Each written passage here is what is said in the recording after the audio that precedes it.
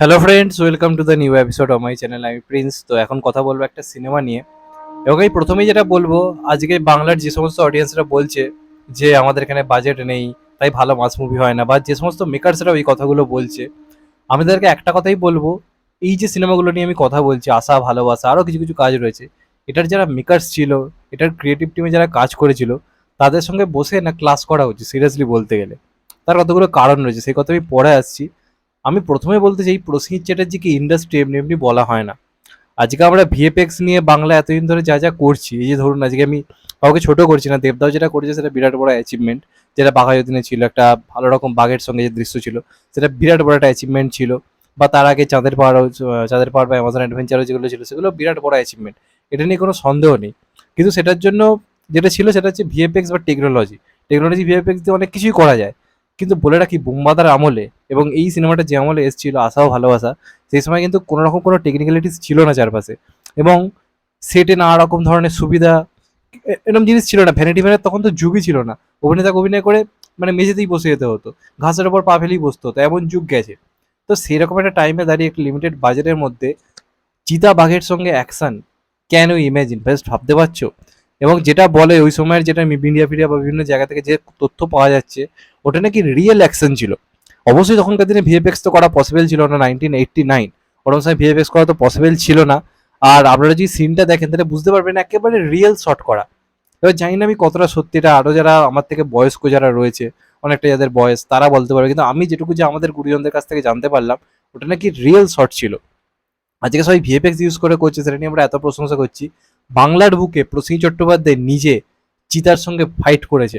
এবং তোমরা সিনটা দেখলে বুঝতে পারবে, ওই ক্লোজ শট, দূর শট ওইভাবে নেওয়া নয়, এবং বাঘটা কিন্তু পুরো রিয়েল লাগছে। চিতাবাঘটা পুরো কিন্তু রিয়েল লাগছে। তো আমি দেখলাম যখন, আমি সিরিয়াসলি অবাক হয়ে গেলাম। এবং আমি একটা কথা এখন সত্যি আমার বলতে কোনো দ্বিধাবোধ নেই, প্রসেনজিৎ চট্টোপাধ্যায়ের অবদান জাস্ট ভাবা যায় না। জাস্ট ভাবা যায় না। আজকে বাকিরা যেটা ভিএফএক্স মাধ্যমে করছে, বুম্বাদা আজ থেকে প্রায় 35টা বছর আগে লোকটা খালি হাতে করে দিয়ে। Hats off man, hats off. এবং এই কারণে আমার ইন্ডাস্ট্রি বলতে কোনো রকম কোনো মানে প্রবলেমই নেই বুম্বাদাকে, সত্যি কথা মানুষটা ইন্ডাস্ট্রি। এবং ওই সময় তোমরা ভেবে দেখো, মানে কি বলবো, প্রসেনজিৎ চট্টোপাধ্যায় ছাড়া আর কোনো রাস্তাই ছিল না। কারণ প্রসেনজিৎ চট্টোপাধ্যায়ের চাম, প্রথম কথা চিরঞ্জিত, তাপস পাল, এদের থেকে তো অনেকটাই বেশি ছিল। এবং তার থেকে যেটা বড় কথা কি, যেটুকু জানতে পারছি, মানে এক প্রকার ওই সময় রজনীকান্ত বা থালাপতি বিজয় বলা যেতে পারে প্রসেনজিৎ চট্টোপাধ্যায়কে। আমি পাশের পাড়ার যে আমাদের কাকু রয়েছে, তাকে আমি জিজ্ঞাসা করলাম এই সিনেমাটা তিনি দেখতে গেছিলেন, এবং বলছে রীতিমতো হলের ভেতর কয়েন ছড়াছড়ি চলছে। প্রসেনজিৎ চট্টোপাধ্যায়ের এন্ট্রি প্রথমেই রয়েছে, সেখানে রীতিমতো কয়েন ছড়াছড়ি চলছে, এবং অ্যাকশন সিনে রীতিমতো সিটি হল্লা চিৎকার, এবং বাইরে পুরো ব্ল্যাকে টিকিট, এমন যুগ গেছে। তো বাংলা সিনেমার নিজস্ব জায়গাটা কোথায় ছিল ভাবতে পারছো? বলিউডের সঙ্গে রীতিমতো টক্কর দেওয়ার জায়গা ছিল। সাউথ ফাউথ তখন অনেক পিছিয়ে ছিল, সেই সময় দাঁড়িয়ে প্রসেনজিৎ চট্টোপাধ্যায় এরকম রাজত্ব করে গেছে। তো মানুষটার প্রতি রেসপেক্ট এমনি এমনি কিন্তু নয়। তো সেই প্রসেনজিৎ চট্টোপাধ্যায় এখন মেন স্ট্রিম সিনেমায় ফিরুক বা না ফিরুক, যে অবদানটা রয়েছে ওনার টানা 20-25 বছর ধরে ইন্ডাস্ট্রির প্রতি, কমার্শিয়াল সিনেমার ক্ষেত্রে, সেটা নিয়ে কিন্তু কোনো সন্দেহ নেই। এবং আমি আবার বলছি, এই লোকটাকে কমার্শিয়াল সিনেমায় ফেরাও, প্রপারলি স্ক্রিপ্ট দাও, জেলারের মতো একটা সিনেমা বানাও। যদি না হলে এমনি লোক ফিরিয়ে আনতে পারেন, আমি নিজের নাম পাল্টে ফেলবো। প্রসেনজিৎ চট্টোপাধ্যায়ের সেই ক্যাপাবিলিটি রয়েছে আজও, আজও তিনি হারিয়ে যাননি, এটা নিয়ে কোনো সন্দেহই নেই। তো এই যে সিনেমাটার নাম হচ্ছে আশা ও ভালোবাসা, এমনিতে একটা গান তো তোমরা জানো, সুপার ডুপার হিট। আশা ও ভালোবাসা টাইটেল ট্র্যাক যেটা রয়েছে, সেটা আমরা প্রত্যেকে খুব পছন্দ করি। এটা টাইটেল ট্র্যাকটা দুভাবে রয়েছে, একটা স্যাড সং হিসেবে রয়েছে, আর একটা রোমান্টিক ট্র্যাক হিসেবে রয়েছে। রোমান্টিক ট্র্যাকটা তো মানে কি বলবো, দারুণ, মানে দারুণ লাগে। এবং প্রসেনজিৎ চট্টোপাধ্যায়কে এই সিনেমায় কি দেখতে লেগেছিল, যখন ইয়ং যে লুকটা, মানে গোপটোপ ছাড়া, গোমতারি ছাড়া যে লুকটা রয়েছে না, প্রসেনজিৎ চট্টোপাধ্যায় কি দেখতে লাগছিল। এবং নায়িকা কে জানেন? রামায়ণে যিনি সীতা হতেন, তিনি নায়িকা ছিলেন। মানে ভাবতে পারছি, ওই সময় কিন্তু বলিউড থেকে নাম করা নায়িকাদের আনা হতো বাংলাতে। জুহি চাওলা থেকে শুরু করে অনেকেই তো মুম্বাদের সঙ্গে কাজ করেছে। তো এখন কিন্তু আমরা সত্যি কথা বলতে গেলে হয়তো অনেক দিক দিয়ে এগিয়েছি, কিন্তু জনপ্রিয়তার খাতিরে আমরা কিন্তু কোথাও গিয়ে অনেকটা এখন পিছিয়ে আছি। কারণ ওই সময়টা প্রসেনজিৎ চট্টোপাধ্যায় যা করেছে, একা টেনে নিয়ে যাওয়া। কারণ ওই সময় কিন্তু আর্ট ফিল্ম বলে কিছু ছিল না।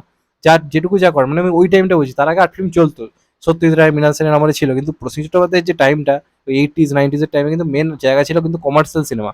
ওটা চললে তবেই ইন্ডাস্ট্রি চলবে। সেই জায়গা থেকে দাঁড়িয়ে লোকটা টানা টেনে গেছে। তো এই সিনেমাটা নিয়ে যদি বলি, এটা একটা দুর্দান্ত কাজ, তোমরা সিনেমাটা দেখো। আমি কালকেই না পরশু দিন জি বাংলা মুভিতে হচ্ছিল, আমি দেখছিলাম। এবং দুপুরে খেতে বসে এই সিনেমাগুলো আমরা ছোটবেলায় দেখতাম। এখন যখন দেখি, কি মানে এনার্জেটিক লাগে সিনেমাগুলো। হিরোর এন্ট্রি কিভাবে করাতে হয়, হিরোকে কিভাবে প্রেজেন্ট করতে হয়, এবং ভিলেনের সঙ্গে হিরোর ডায়লগ, যেটা এখনকার দিনে হারিয়ে যাচ্ছে। এখানে প্রসেনজিৎ চট্টোপাধ্যায় এবং উৎপল দত্তকে নিয়ে তো আলাদা করে কিছু বলারই নেই। মানে উনি এই ধরনের পার্টে ফাটিয়ে দেন। এখানে ওনার যে পার্টটা, মানে কি বলবো, ওনার ডায়লগ শুনে মজা লাগবে, কিন্তু লোকটার ওপর আপনার রাগও ধরবে।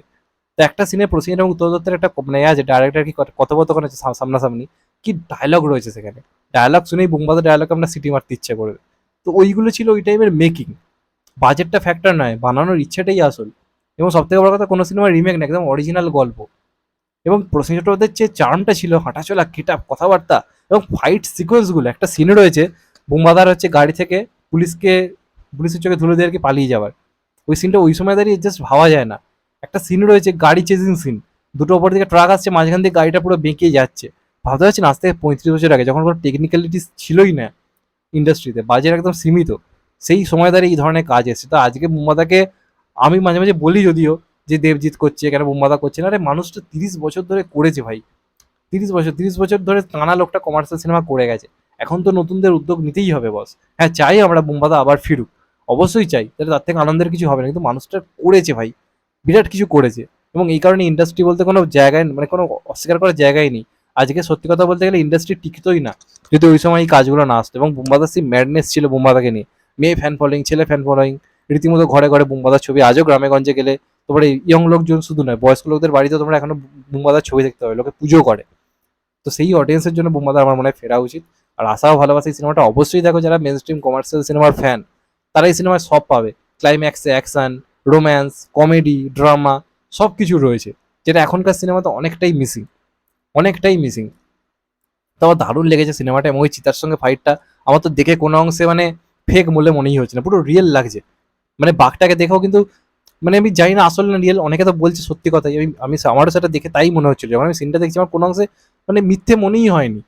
তোমরা গিয়ে দেখে আসতে পারো, যেখানে আমি দেখলাম। তো তোমরা আশাও ভালোবাসা সিনেমাটি ইউটিউবে সার্চ করে পেয়ে যাবে, অ্যাভেলেবেল রয়েছে।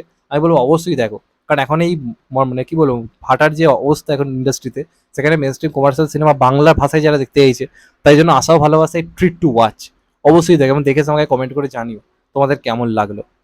মানে আশা করি তোমরা একটা ভালো মেন স্ট্রিম কমার্শিয়াল সিনেমা পাবে, এবং যারা আজকালকার জেনারেশন বুম্বাদাকে চেনে না, তারা বুঝতে পারবে বুম্বাদা কি ছিল, কি ছিল জাস্ট লোকটা। তো এটাই ছিল আমার বক্তব্য, যে কারণে ভিডিওটা করলাম। তোমাদের এটা নিয়ে কি মতামত অবশ্যই কমেন্ট করে জানিও। চ্যানেলটা নতুন হলে চ্যানেলটা সাবস্ক্রাইব করে দিও, and get the bell icon. ভালো থেকো সবাই, টেক কেয়ার, নমস্কার, আবার দেখা হবে। ভাই সবাই ভালো থেকো।